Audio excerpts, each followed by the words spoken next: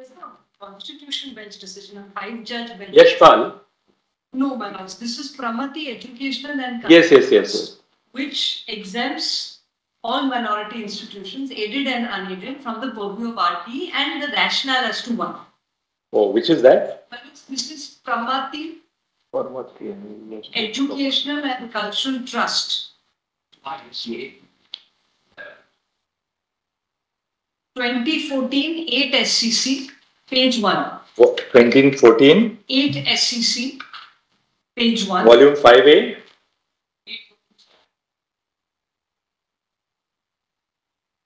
Para? Para 55 minutes.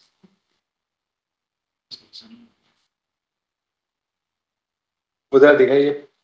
They'll just see it. All right. Oh yeah, we have it here. So volume 5A, right? Yes. You may just mark para 55 in that.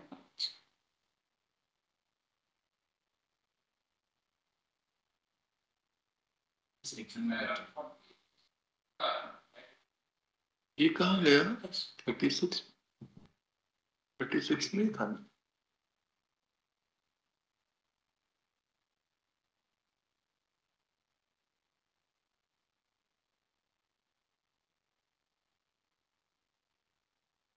Looking for the bench.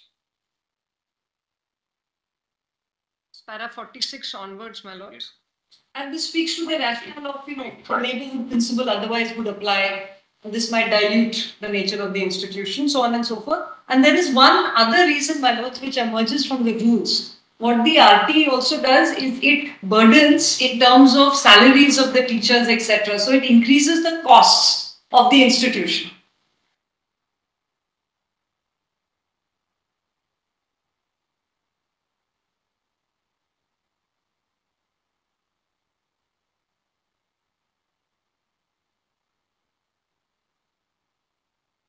Said that to the RT Act, to the extent to which it applied to minorities, was ultra vires. Yes. And aided and unaided minors. And actually, minors, I had appeared in this defending the RT, so it's right. It's Did they refer specifically to madrasas or something? No. No, minors, not specifically. So they said that basically the Act does not apply to minorities at all. Minority, linguistic and religious minority. Aided as well as unaided. All right. Because that would then change the character of the institution. That's the.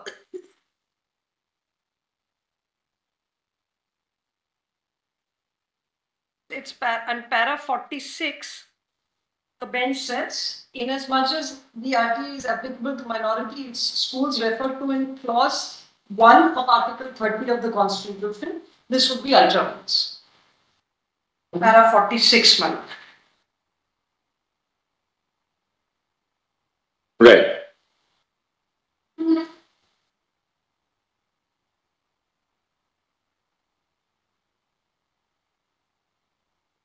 Yes, thank you. Yes, Guru. Broadly, 4 points I want to plan this case.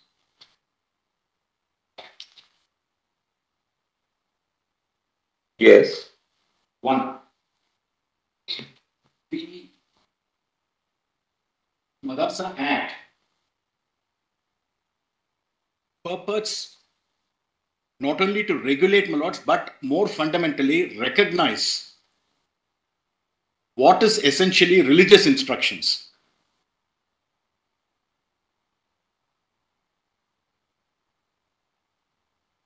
The scheme of the Act is such that, my lords,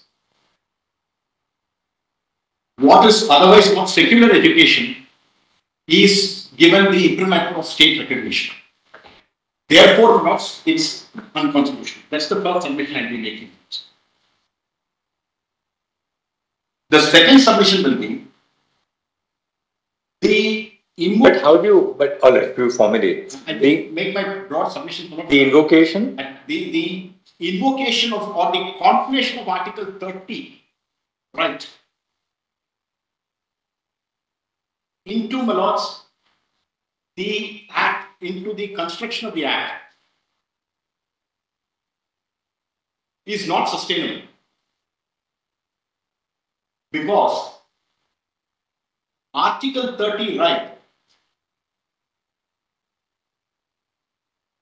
which is distinct in character, still entitled to the state laws to prescribe standards of secular education for maintaining quality of education.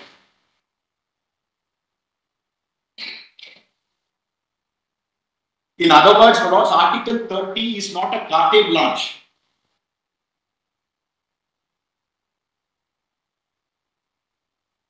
To provide any kind of education, particularly religious education, which is essentially bordering on instructions.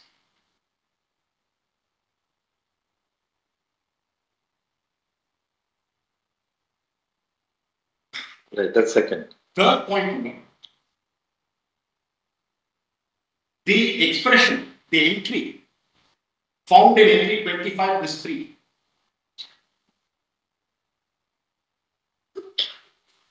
Namely, education laws has to be understood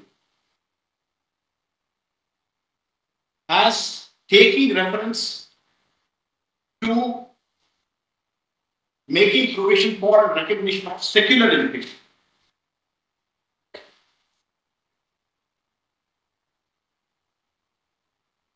By reason of legislative practice and setting Malot's constitutional bench definition as to how an entry has to be. In fact, Malot's, please recall judgments like Gannon Dankali and then gaseous substances. So, which will be the entry pertaining to religious education within Pathshala? Nothing specifically, 25 talks of education. So, you mean to go to entry 97? Perhaps. But in list education, when it says education, it will mean religious education also. List 1, 66 is there for higher education. Yes. 25 in list 3 is education subject to Malot's. Absolutely. 66. Coordination and determination of standards and institutions of higher education. We are not referring to higher education. I'm talking about entry 25 list 3. I'll make you my submission once. All right. And 4 and 4. Fourth Malot's is with reference to the UGC Act. How Malot's? What's the formulation? The formulation is this. The Madrasa Act, to the extent it purports to award degrees and other recognition of higher education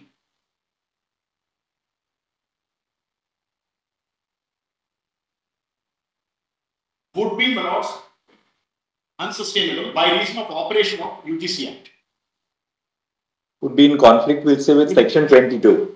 A central law. Section 22. 20. Conflict with the UGC Act. I think the last point, we need not labor too much because, there is now a notification which is very clear. I don't need to really... And they've also made almost a tacit concession. We'll decide it, but... I understand. Very good. I got the first point. Now, please come to the Act itself. But you are saying that it basically regulates religious instruction. That's it. No, more than... In fact, the burden I saw is this. The Act is not, as I said in my combination, not merely regulating. But why is, assuming that it regulates religious instructions, why is it unconstitutional? For the simple reason was, the Act singles out chooses religious instructions provided by one particular community and gives the states recognition for such education, which is why not it will offend. But religious instruction is necessarily in relation to a particular community. No, correct. Therefore, education may be in relation to religious philosophy. Absolutely, and that's the specific case I'm writing. The argument of the petitioners that the Act is only a regulatory act in the respective submission is not so.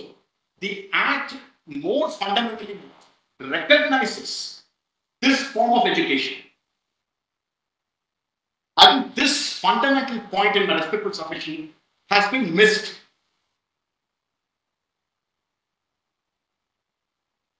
But for this Act, my lords, education of this character What character you are talking about? Religious character. What do you understand by religious instructions? Religious instructions is when you are basically taught tenets of a particular religion, rituals, and everything connected to that. From where do you get this? No, there are two. One I show from the syllabus itself. From the syllabus and the manner in which the act is worded, and case law laws which draw the distinction between religious education and religious instruction. Well, Aruna Roy's case. Aruna is there, and then earlier judgments also, DAD is there. Aruna Roy, in fact, draws upon the DAD also. I've seen that also. Please not come to the act. Please have a look at the act. An important facet of the act. That is page 33, no? Yeah, that's right. Volume 40.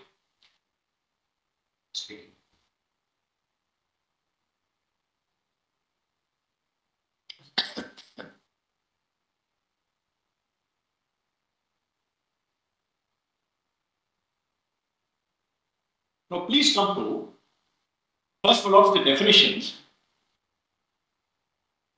at 35. 2H. May I read that? Madrasa, right at the top. 2H. Madrasa education means education in Arabic, Urdu, Persian, Islamic studies, tib logic, philosophy, and includes such other branches of learning as may be specified by the board from time to time. Now I am pausing for a minute, Lords. Such other branches of learning as may be specified by the board from time to time necessarily relate Lords only to the earlier parts, more so for one important reason. There are already in existence two separate boards for secular education.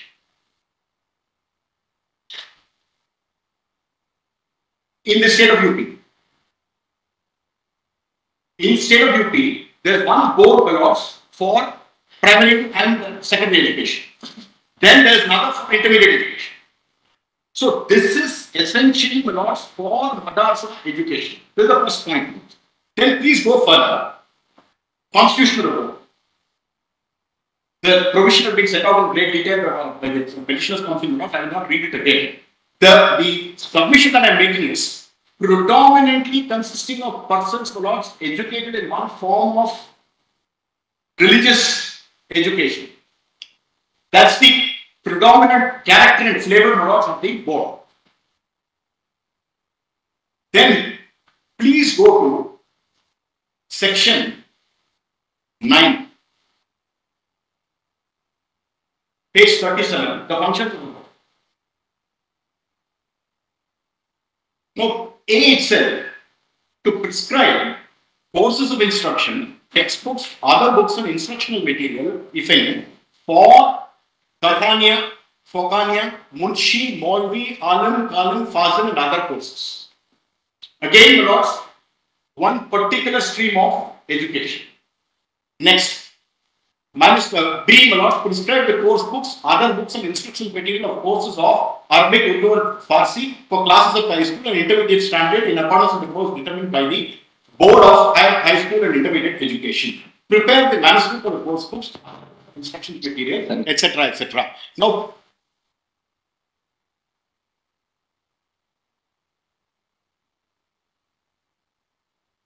then, my lords, please see F to conduct examination of the Munshi, Molvi, Alim, and of Kalam and Fazil courses. G is important words. To recognize institutions for the purpose of its examination. Right. This is my respectful submission. Perhaps the purport and the impact of this is something which will have to be given special focus in this submission. Because this is the provision. This is the provision by and under which a stream of education of this type is now recognized by the state. But look, whether you recognize it by the state or otherwise, yes, you cannot exclude the historical and socio-cultural context yes, that in India, yes, we do have religious instruction. Whether it is in the Vedas, whether it is in the Quran, whether it is Vedic Pathshalas, whether it is Madarsas. yes. Now, if a statute enacted by Parliament or a statute enacted by the state legislature seeks to regulate it to ensure that while you are training young people, young minds, you must train them in a manner which is conducive to the quality of education, the broader national interest. What's wrong about Parliament or the state legislature recognizing it? It's a twofold. I'll give you another example. You have different, I just called for the act. You have different systems of medicine in India. All right? Allopathy is not the main, not necessarily even the mainstream. You have Ayurveda, which is predominantly associated, with the history of the Hindu religious practice and scientific practice. You have Siddha, you have homeopathy, you have Unani. Right? Unani is specifically associated with the it has a Persian origin. Now, suppose Parliament seeks to regulate all these branches of medicine. Now, while regulating these branches of medicine, Parliament is entitled to ensure that even in a Unani college, you must observe certain standards. You must pay your teachers the minimum salaries. You must have proper and transparent recruitment of teachers. Your students must pass a basic entrance examination.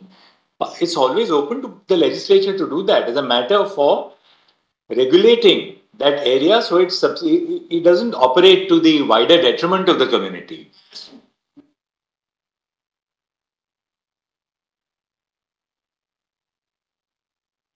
Now, there is no denial of the fact that there are these traditional methods of learning. The two levels that I'm talking about in terms of approach to a law of this nature is this. The state really concerns itself to recognize the law of secular education. And the purpose of such secular education and the state maintaining and regulating the standards is to ensure the laws that the persons who qualify and come out are persons who are fit to and able to participate in the democratic process and are able to be part of the mainstream of living. But that will also apply to the state regulating religious instruction as well. No. Because when you are educating young people, the state has a vital interest in ensuring that these people, when they leave the institutions, are worthy citizens of the nation. Therefore, you must provide them basic training in different arts, different sciences, so on and so forth. I'm saying that's the second level at which I want to respond. And second, remember, yes, the Constitution in Article 28(3) recognizes religious instruction. Correct. And that's not susceptible to the basic structure argument because it's in the original Constitution. It is not. But then, in Xavier's law, there is a square discussion on 28(3) and what state can do to ensure that 28(3) doesn't handle to provide only religious instructions. I'll show that part. I'll show that part. That's the second part of what I mentioned. At two levels I said. One is the state being concerned with secular education to ensure that there is quality maintained. The second part of it, very important, is this. The state really has to ensure that the persons who come out of these institutions are persons at par with the others in terms of people who get the regular stream of education. Otherwise, you have a system, for example, persons who come out of class 10 and 12 from this stream of education, they will be able to compete for collegiate education. It will not require a minute to decipher the position that they will not be able to compete with most of the other people who get regular education for most of the courses which are offered to study. That's why the act is something which has to be understood in its true perspective. That is why I said this is not an act which merely regulates some activity. I hope I'm making it clear on that. You say somebody coming out of class 10 from this stream, who will go into class 12, who wants to go into class 11 and 12 of regular stream of education. That's one class of people. The second class of people are those who go on from 10th to 11th and 12th to the same stream of education. There are their aspiration to go to the regular stream of education from this college onwards, from collegiate education onwards. In either case, the state clarified saying a lot of equivalence is recognized. The question I asked is, are they in a position to be at par with persons who otherwise receive regular stream of education? The obvious answer is no. And here I want to point out to us the syllabus which is provided for. A lot of arguments are raised for us by counsel from the other side, focusing on the syllabus part of it. But the final print, if I may say so, has been missed in that. Please come to that. Please come to the syllabus. But assuming, therefore, at the highest, what is your submission? That the syllabus is not adequately secular? Absolutely. Right? Absolutely. But does that invalidate the act? No, there. The state government has a power. Look at the state government's wide powers. Under 13, the state government has the power to address the board with reference to any work conducted or done by the board and to communicate to the board its views on any matter with which the board is concerned. There again, if I may, I understood the purpose of what is calling from. Then the state government can issue directions to the board under section 13. There are two things there again. One, and this is a primary point to be considered in loss and respect to submission. The Act, when it sets out laws to the function, does not mandate that the board shall ensure that secular education is provided. That's very important in respect to submission. The Act does not contain such a mandate. That's very important. That's the first point. Second point, I hope I've made myself clear on this. Is it your argument that all those students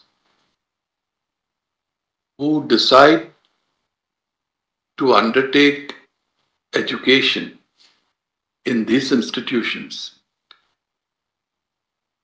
it is detrimental to their interest, and that why are they being deprived of the education at par with other students? Is it your argument? The second part, yes, the answer is definitely. The first part, whether it is detrimental to them, is very simple. Ultimately, that is something, is for the individual student, and in fact, the age such that they don't really have an agency. That's really something where the parents or the guardians take a decision. Therefore, for the two facets of the question, it's come from my law. The second part, my answer is nothing but yes. The first part, the answer is no, that is something which is subjective. Whether it's detrimental for them or they want to pursue certain stream of education and thereafter go into certain vocational activity. And look at the salutary purpose of the Act. Look at the salutary purpose of the Act. Yes. Suppose the Act was not there, Yes. that these madrasas are not recognized, Yes. right? Those who complete, say, the first 10 or 12 years of education are not recognized as having any valid employable qualification which recognition brings. Yes. That doesn't outlaw the madrasas. The madrasas will still continue to exist. Correct. Okay, all right, through the length and breadth of the state of Uttar Pradesh. But these children who go to the madrasas will have no recognition at all. Is this really is this in the national interest? That's right. Or is it in the national interest that you regulate the madrasas so that you can mainstream these children? Ultimately, these children will find employment. They will go into national open schools, so on and so forth. You can't just wish away several hundred years of history of the nation like this. No, I understand. The idea of the Act is that, look, suppose we we uphold the judgment of the Allahabad High Court. This Act is unconstitutional. What happens? Parents who are going to send their children to the madrasas will send them to the madrasas, bereft of any regulation. We must make it clear, we are not at all contesting the power of the state to prescribe regulations, the power of the state to prescribe rules, which the state must do. That's why it's a salutary power which was given. But if there is no regulation, this will be just a sort of it will be a silo into itself without any legislative intervention or executive intervention. The point that I want to highlight is this. Therefore, this is a policy. It's a policy statement in the Act that, look, rather than leaving these madrasas completely unregulated, we recognize them, but we subject them to conditions. That's right. And whether the state government thus far since 2004 has properly exercised its power of regulation is a different thing. A particular state government may feel, look, we need to have a more proactive approach. See, the state government is given the regulations have to be framed by the board with the previous approval of the state government. So there again, the state government is a very vital role. We will not approve these regulations if I find that, as a state government, these are contrary to the interests of the welfare of the children. Rule-making power is not even invested with the board. It's an exclusive power of the state government. State government can frame rules. My problem is something more fundamental. I was just pointing out. There is no mandate in that statute for secular education to be directed to be provided. That's where the Act, my lord, falls foul of the constitutional scheme. My lord spoke about the answers of my lord, the teachers mentioned a statute of this nature What will happen to these madrasas, the people educated in these madrasas? They will just come out without any kind of mainstreaming, and they will not be able to be part of what's the mainstreaming. The students. Now see 9B. Prescribe 9B. No, in response to what you said, see 9B. Yes. Prescribe the course books, Yes, correct. other books, Yes. and instruction material of courses Correct. of Arabi, Urdu, and Farsi Yes. for classes up to high school Yes. and intermediate standard in accordance with the course determined therefore by the Board of High School and Intermediate Education. Yes. So even when you are prescribing the course books, the idea must be that there must be parity with what the Board of High School and Intermediate Education. That's what I'm repeatedly saying. The and, if I may say so, Of course, of courses of Arabi, Urdu and Farsi is very broad. It can also refer to where Arabi, Urdu and Farsi are used as medium of instruction, not necessarily only the subject of instruction. Let me proceed on such an expansive basis. The point which I am endeavoring to make before my notes in my submission still standing. Namely, that the Act does not mandate anything of this nature. Now, two. That you point me. That's one. Number two, what in fact is provided as syllabus and course content, I dare say, my lords, is only a sprinkling of secular education.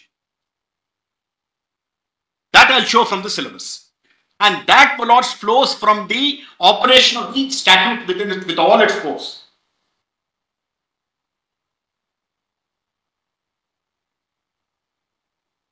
You know, your second point really doesn't impress us for this reason.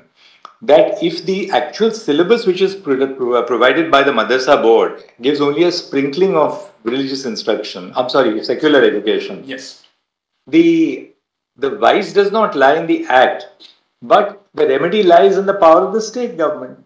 There, my lord, I respectfully submit.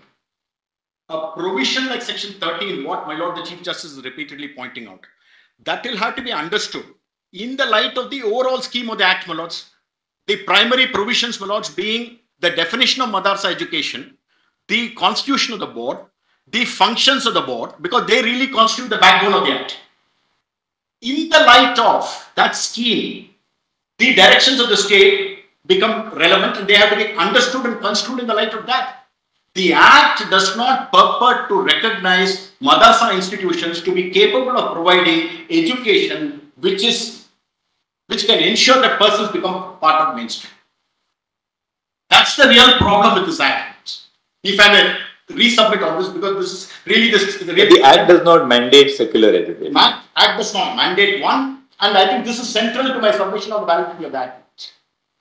The Act has not been made and has not been designed in a manner to ensure that persons undertaking this course of education or stream of education can be mainstreamed.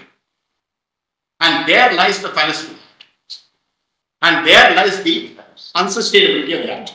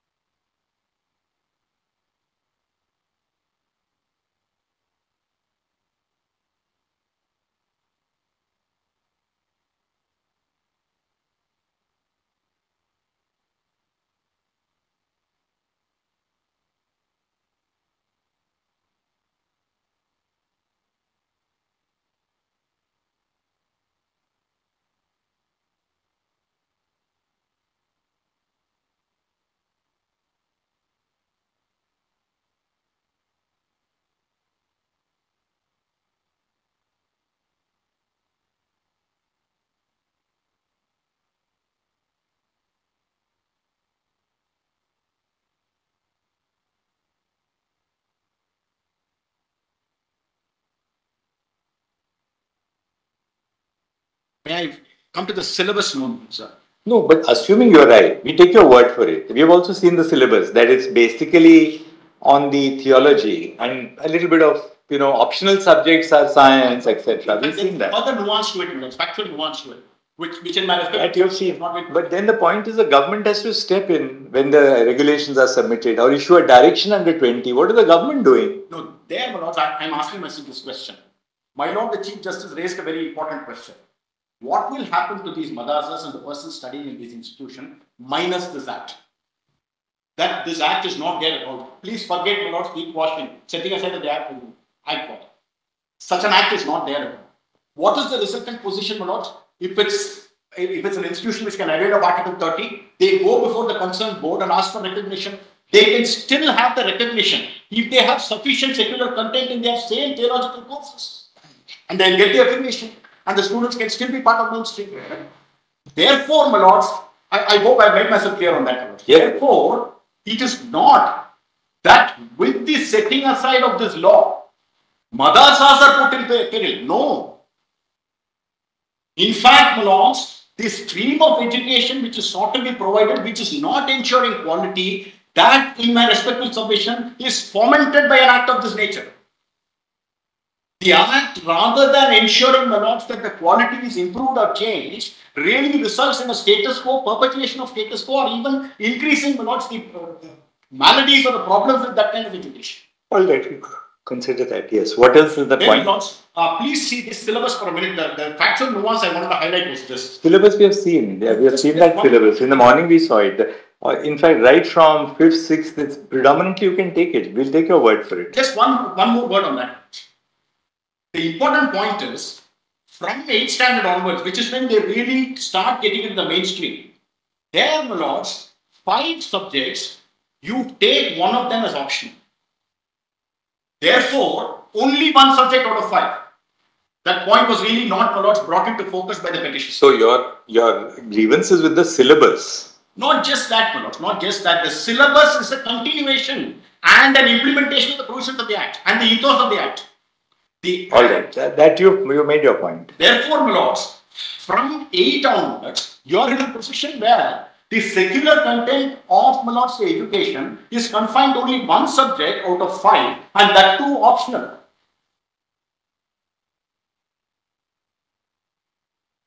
That's where, my lords, the problem gets aggravated.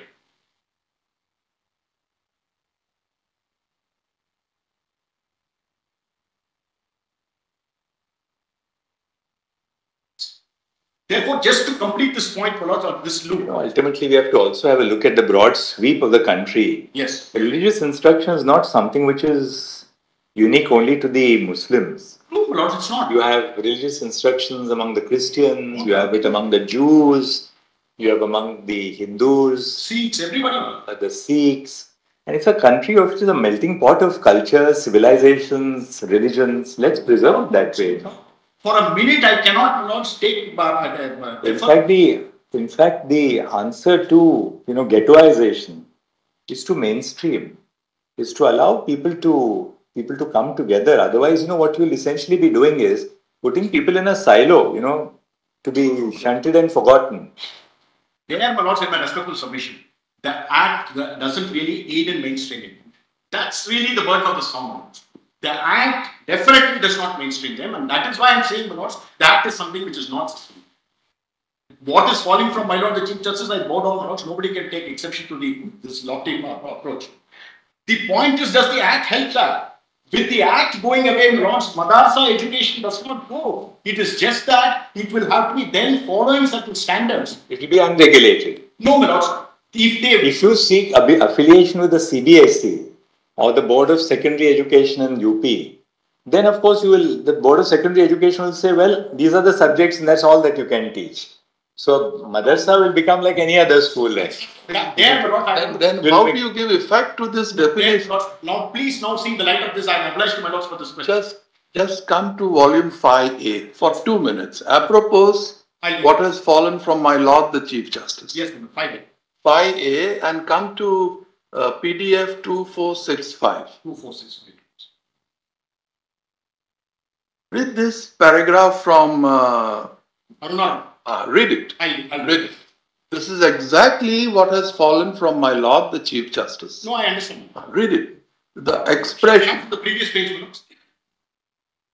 Placitum CDE. That's 2. The expression. It's 5. I'll read that. Volume 5A. I have that with me. Yeah. That is the paragraph 5. So keep 2 things in mind. Yes. Keep the definition of the term madrasa education. 9.2, what has been pointed out. Now read this. I'll read that. Read it. That is the para starting with the expression religious. Correct. I'll read that once. Yes. The expression religious instructions. Slowly. I'll read. The expression religious instructions used in Article 28.1 has a restricted meaning.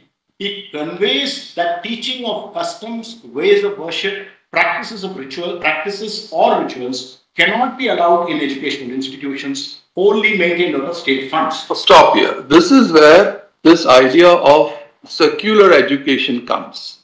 Correct? Now further proceed. But Article 28.1 cannot be read as prohibiting study of different religions existing in India and outside India. correct. If that prohibition is read with the word religious instructions, study of philosophy, which is necessary based on study of religions, would be impermissible.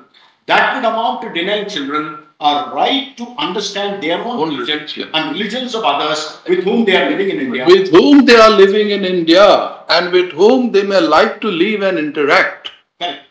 Study of religions, therefore, is not prohibited by the Constitution, and the constitutional provisions should not be read so. Otherwise, the chances of spiritual growth of human being, which is considered to be the highest goal of human existence, would be totally frustrated. Now read this part. Any interpretation of Article 28.1 which negates the fundamental right of a child or a person to get education of different religions of the country and outside the country and of his own religion would be destructive of his fundamental right of receiving information, deriving knowledge, and conducting his life on the basis of philosophy of his life. Absolutely not. There is no quarrel about this. Then your argument that they are being deprived to get into the mainstream fails. No, that's why I said, Manoj, I carefully said, the first part of my Lord's query as to whether they are being deprived of certain education, I said that's something entirely subjective. That's entirely subjective. See, look at, for instance, how our Buddhist monks train. Yes. They are trained up, they're taken in at a very early age, and then thereafter, they are trained to be Buddhist monks. Now, in a given case, the legislature may intervene and say that, well, you should also provide some element of secular education to these young kids. Yes. Kids, because they join at the age of 5, 6, 7 or whatever, and then they continue until... Now, that's the ethos of the nation. Correct, Manoj, correct. Whether it's, remember what you are arguing in the context of Islam will apply across religions today in India. This argument will apply across, from Veda Pathshalas to institutions training Buddhist monks, to the Jain schools, which are all generating young. Absolutely, Manoj. I'm alive to the professionals who are... I am only on this limited point as to what the purport of this act is, where a particular line of education, stream of education of a particular community is sought to be given recognition, state aid and assistance without ensuring certain content of secular education which helps in mainstreaming. But that we can take care of by interpreting the act, particularly the provisions of the statute, which allow the state government to intervene and say that, yes, we have a vital interest, please go and intervene if you want. That's none of our business. But the state, which will really take care. We share your concern as well. There's no doubt about it. Please don't it's not that we are, sidelining or belittling what you are doing. We share your concern that, well, we have to ensure that these children are worthy citizens. How can you be a worthy citizen if you can't speak more than one language, or you don't know math, or you don't know science? Everybody is not going to be a religious teacher. At the age of 15, 16, some child may say, I'm not interested in religion. I want to be a shopkeeper. Absolutely. So I should be able to at least do my accounting, right? So, therefore, basic minimum standards have to be maintained. The state does have a vital interest even in ensuring standards in places of religious instruction. And we will interpret it in that way. No, I follow. But to throw out the act is to throw the baby out with the bathwater. Now, there is one other portion in the light of what fell from my lord, Mrs. Pandiwala and Aruna Roy. There is one other question in Aruna Roy, but before that, lords. But you just see the question which was put by Pandit Lakshmikanta Maitra in the Constituent Assembly. Yes. May I put the honorable member one question? Yes. There is, for instance, an educational institution wholly managed by the government, Yes. like the Sanskrit College, Right. Calcutta. There the Vedas are taught, Smritis are taught, the Gita is taught, Yes. the Upanishads are taught. Yes. Similarly, in several parts of Bengal, there are Sanskrit institutions where instructions in these subjects are given.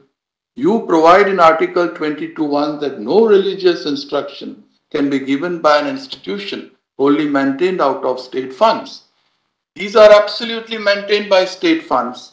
My point is, would it be interpreted that the teaching of Vedas or Smritis or Shastras or Upanishads comes within the meaning of a religious instruction? In that case, all the institutions will have to be closed down. Now just go down last. Just see how Dr. B.R. Ambedkar answered. My own view. The above relevant part, that is placitum D at page 2467.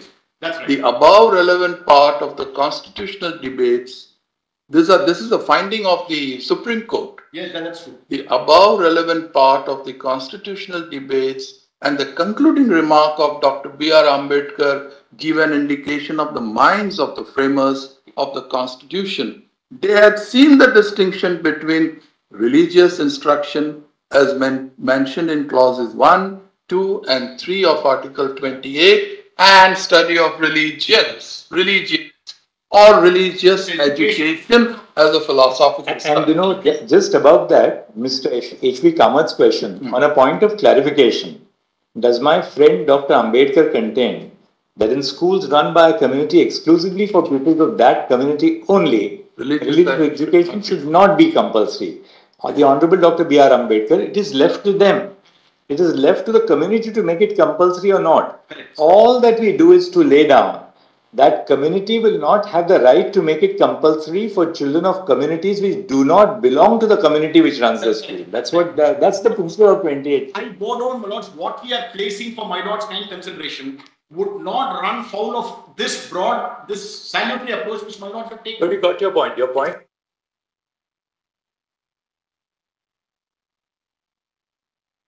It's secular education one. Correct. In fact, the purport of the Act is to provide religious instruction. Exactly, to the content. And third, Yes. therefore, the syllabus, which is virtually nothing in secular education, is nothing but the alter ego of the Act, and therefore it is unconstitutional. That Sanskrit college mentioned in that debate, my lord. Yeah, we saw it. My learned brother showed it. University, fully aided university, functional as it was pre-independence.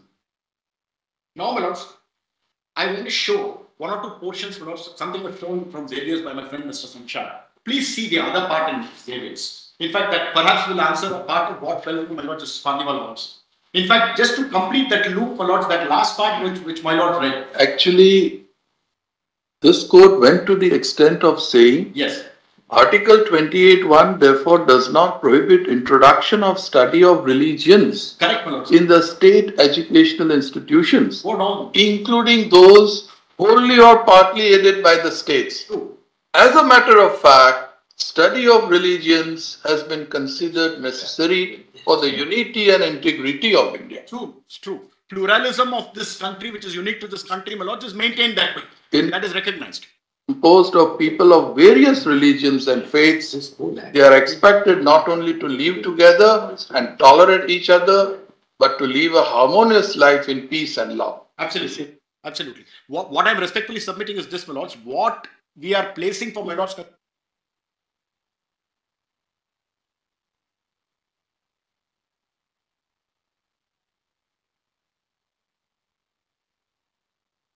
Sure.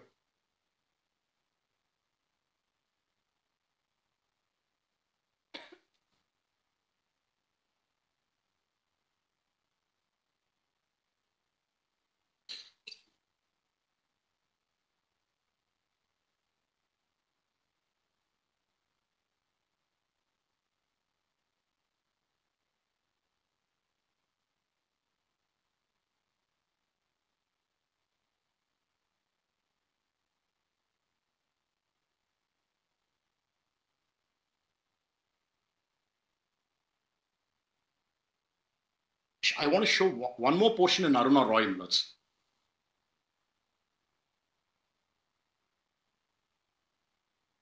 May I come to Millards, page 2458, same judgment, Aruna Roy Millards. The concurring opinion of Justice Dharmadhikari, my lords, read from the latter part. Please see the earlier part where it starts. Yes. 2458, my lords, was that. The last sentence. The para starting with the last sentence. The first sentence in that last paragraph. Secularism is the last line there. Yes, please. May I read that much? Secularism is the basic structure of the Constitution.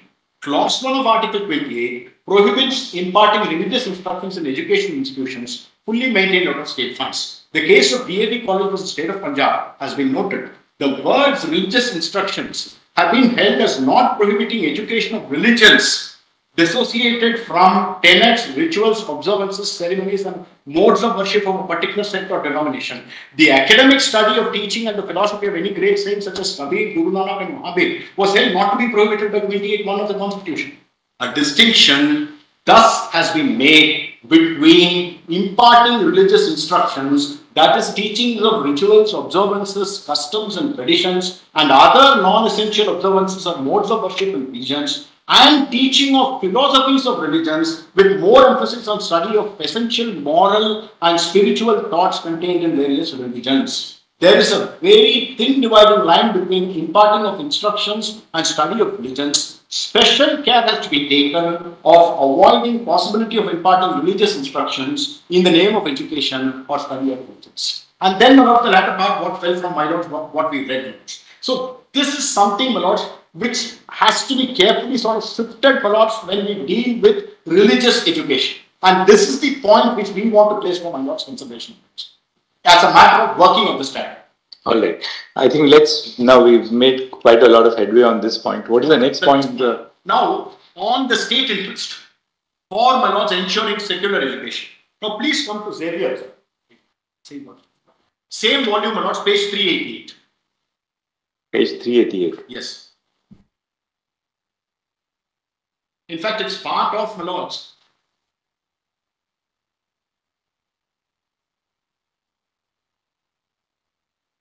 Justice Matthew's opinion, starting at page 382. Yes. I'm just placing it for the record, my lords, and the question that's being considered by them, I'll just read that. My lords don't need to go to 82, I'll go back to 88 to read it. I'll just read the question at 382. That's where the opinion starts. The first question that arises for consideration in WP number so-and-so is whether Article 31 of the Constitution confers on religious and linguistic minorities only the right to establish and administer education institutions for conserving their language, script, or culture, or whether the scope of the guarantee under that article is wide enough to enable them to establish and administer any other education institutions of their choice. Now, there, my lords, they go into 31, the submissions of the petitioners, the submission to the Union of India through the ASG. Now, please come straight away to 388. This question doesn't arise. Now, in fact, this last paragraph, the last paragraph in 388, my lords, was placed by Mr. Shamshad. I'm reading the previous paragraph in 388, after the extract.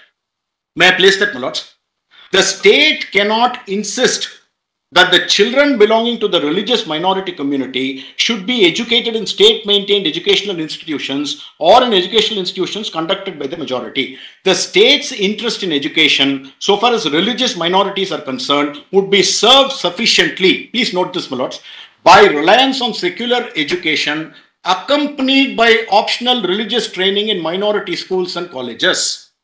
If the secular education is conducted there according to the prescribed curriculum and standard, Article 28(3) implies that a religious minority administering an educational institution imparting general secular education has the liberty to provide for religious education in the institution.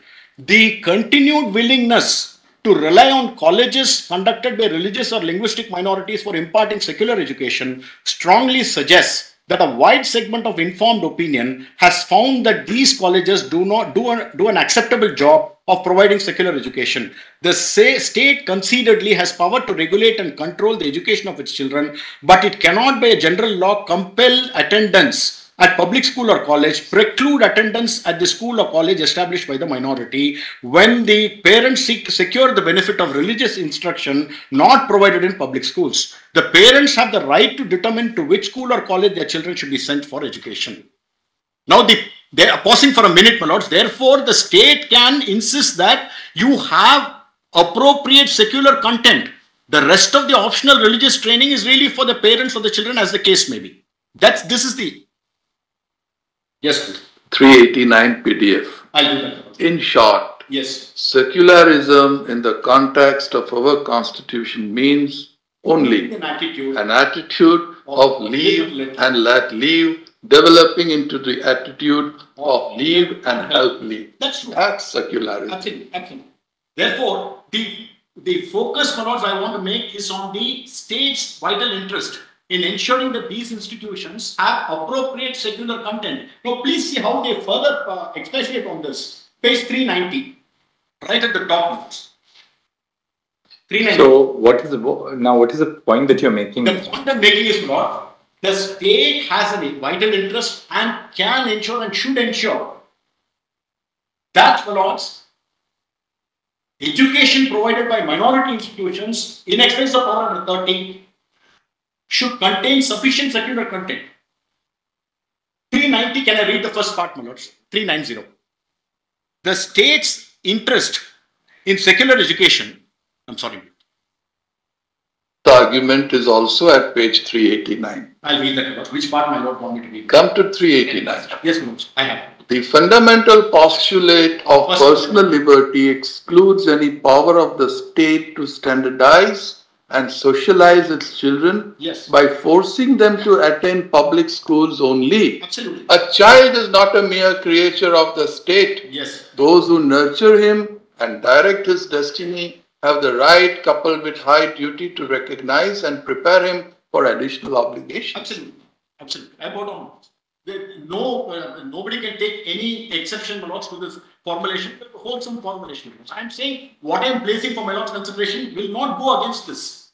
Will never militate against this. Now, please come to 390 for a minute at the top. The state's interest in secular education may be defined broadly as an interest in ensuring that children within its boundaries acquire a minimal level of competency and skills, as well as a minimum amount of information and knowledge in certain subjects. Without such skill and knowledge, individuals will be at a severe disadvantage, both in participating in democratic self-government and in earning a living. No one can question the constitutional right of parents to satisfy their state-imposed obligation to educate their children by sending them to schools or colleges established and maintained and administered by their own religious minority, so long as these schools and colleges meet the standards established for secular education. That's all, my lords, I'm placing for my lords' consideration. Okay. Therefore, 30, my lords, is not something which is some kind of, my lords, a carte blanche or an overarching protection which would justify an act of this nature. There are two postulates. One, religious instruction per se. Yes. Has historically and culturally never been an anathema in our society. Yes. We must accept the fact that religious instruction exists across communities. True. Two, even if it's an institution which is run by a religious or linguistic minority, the state can regulate the standards of education in the interest of ensuring the excellence of education. No difficulty about it. Third, the extent of the state control will vary upon the nature of the institution. For instance, in a case of an engineering college run by a minority institution or a medical college, the state will say, look, you can't have 90% religious instruction. You have to have proper secular education because they're going to become surgeons. Correct. But when the purpose is a religious institution, a religious instruction, then the state may be justified in saying that you must provide a basic minimum. Not that overarching so a secular education with, say, a CBSE school or any other state board school will provide. It will vary upon the nature of the context, really. That's right. With the bottom line being, in my respectful submission, just to add to what went from my Chief Justice, the bottom line being, it cannot be a case of primarily religious instructions with a sprinkling of secular education on. I'm not sure you're right, actually, because it really depends on what you are producing out of that pathshala. No, that's why I'm saying, Raj, the approach is very simply this. are we looking at a set of people who are getting educated there who will be at par with a mainstream student or a person? Why do you want them to be at par? No, You can't compel them to be at par. Because this act purports to equalize them and place them there. 10 and 12, my lords, they are equalized and placed there. It's one thing, my lords, they want to pursue a separate parallel stream of existence and activities, totally different.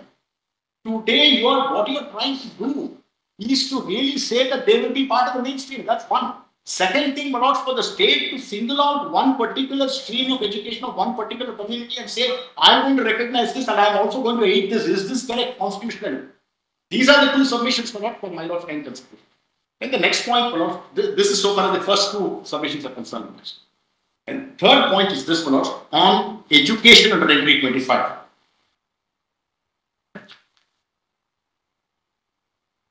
Yes.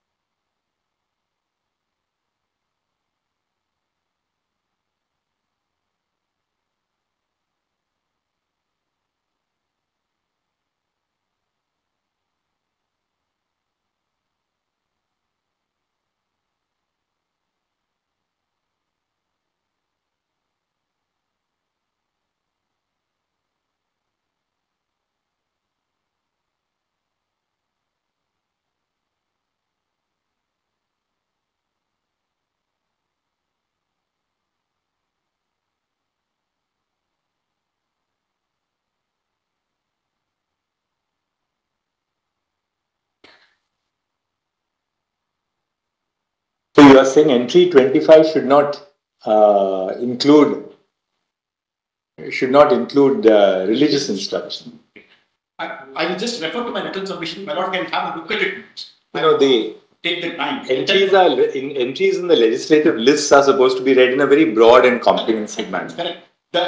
The basis for what I am submitting here is this, my lords. I go back to Gannon Dunkley, and then 2001 gaseous entry 25, I think 21 or something, and union list. The settled principle is any expression used in the constitution which has acquired a certain meaning in terms of legislative practice, the same meaning has to be given to it. Please recall Gannon Dunkley, Sale of Goods Act. Sale of goods found in entry 54 of list 2. States wanted to tax works contracts. That's not a sale. There's no sale. There was a constitutional amendment 366/29A to bring in works contracts. Therefore, for that, my lords, therefore, I am referring to the Hunter Commission. Thereafter, my lords, the goods dispatches starting from my lords the 18. But in India, can we say that education has acquired a meaning which would not include religious education? No, I'm saying, my lords, it's an essentially religious country. No, my lords, to recognize and, my lords, regulate only one form of what is essentially religious instructions. That's all I'm saying. State doing that is the point. There is one point which I'm repeatedly saying, and my apology for this one.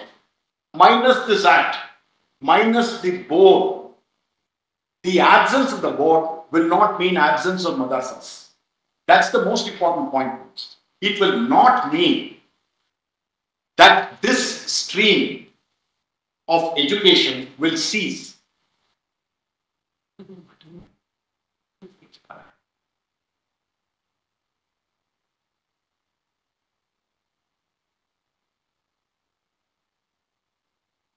From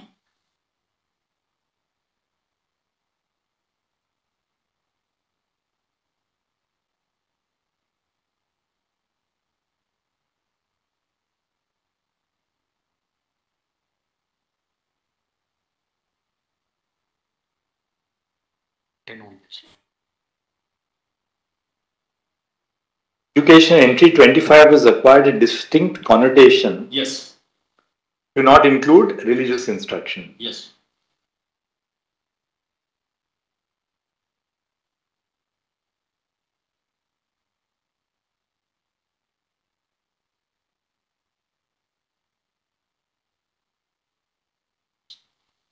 In fact, we have filed written submissions towards it has been emailed. Please make a note of page 10 onwards. In that, I don't want to read that. Members can have a look at it. The history of handling of education in India during the British period thereafter. From page 10 onwards, up to Malot's page 14 was Government of India Act of 1919. I've given one before that, the Hunter Commission, etc. Then the 1935 Act. According to you, it really means only secular education. All these answers. We'll hear the other side on that. Thank you, Guru. Thank you so much. Thank you. Ms. Divan? So, sorry, Malot, I overshot the door. No. You were making, therefore we also heard you. Apply. You try and keep it